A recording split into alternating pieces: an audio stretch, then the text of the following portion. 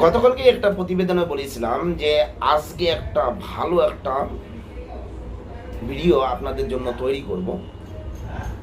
কি সেই ভিডিওটা?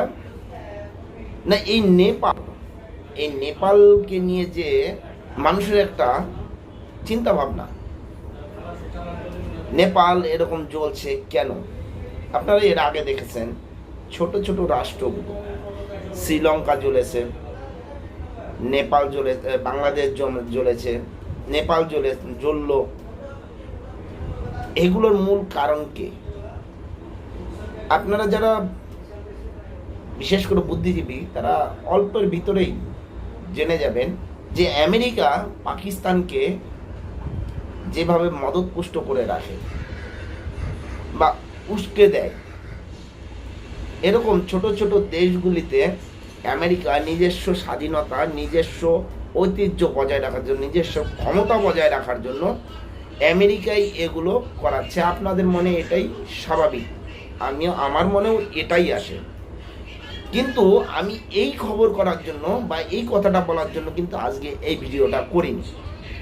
আজকে ভিডিওটা করেছি এ কারণেই, নেপালে যে প্রধানমন্ত্রী পদ ছেড়ে দেওয়ার পরে প্রধানমন্ত্রী ওলি দেশ ছেড়ে পালিয়েছে, সেখানে এই প্রধানমন্ত্রীর পদ নেবে কে? কথায় আসছিল যে বালেন্দ্র শাহ নামে এক যুবক, 35 বছর বয়স, এই বালেন্দ্র শাহ। আমি বালেন্দ্র শাহকে নিয়েই একটু আমার মাথার ভেতরে ঢুকলো যে বালেন্দ্র শাহকে প্রধানমন্ত্রী করবে, এর পিছনে কি কারণটা রয়েছে বা বালেন্দ্র শাহ ভেতরে কি আছে।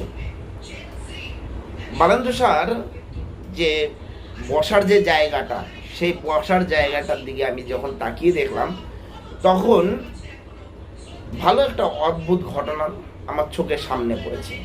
কি সেই অদ্ভুত ঘটনাটা? যে বালেন্দ্র শাহ যেখানে যে সিটটার ভিতরে বসতেন তার পেছনে অখণ্ড ভারতের একটা ছবি ছিল।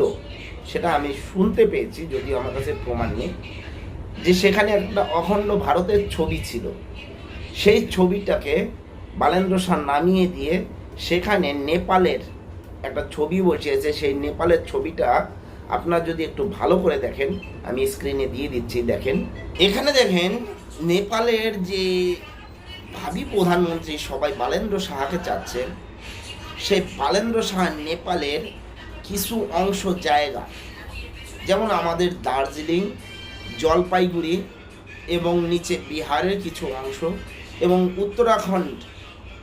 উত্তরাখণ্ডের কিছু অংশ জায়গা নেপালের সঙ্গে জুড়ে রেখে দিয়েছে। এটাই হচ্ছে বালেন্দ্র শাহর যে মূল লক্ষ্য, সেটা বোঝা যাচ্ছে। কেন বলছি কথাটা? বালেন্দ্র শাহ আমাদের ভারতে থেকে, ভারতের কর্ণাটকে বিশ্বেশ্বরিয়া টেকনিক্যাল কলেজ থেকে সিভিল ইঞ্জিনিয়ারিংতে টেকনোকালচার ইঞ্জিনিয়ার ডিগ্রি লাভ করে। তাহলে কে বালেন্দ্র শাহ?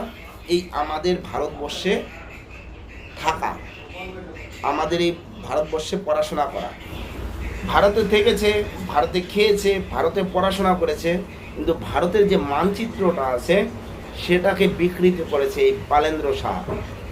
বালেন্দ্র শাহ এটুক জানে না যে আমাদের ভারতের অধিকৃত কাশ্মীর পিওকে বা অক্ষয় চীন, সেটা আমাদের ভারতের বর্তমান প্রধানমন্ত্রী নরেন্দ্র মোদী দিচ্ছে না।